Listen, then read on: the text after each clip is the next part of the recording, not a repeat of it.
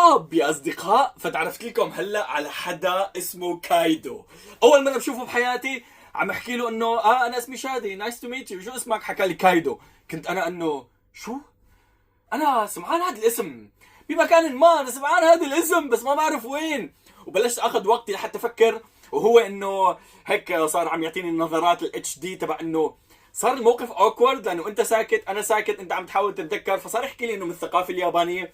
بعدين انه اوكي خلص مشينا بالموضوع اللي كنت انا مشانه، بس انه عم فكر انه يا اخي كايدو وين انا سمعان هذا الاسم، والله بعرف هذا الاسم على راس لساني. المهم بعدها خلص رحنا وخلصنا الامور اللي بيناتنا. بعدين وانا ماشي هيك عم فكر كايدو يا ابن لوفي عمك وينه؟ جيبوا لي إياه.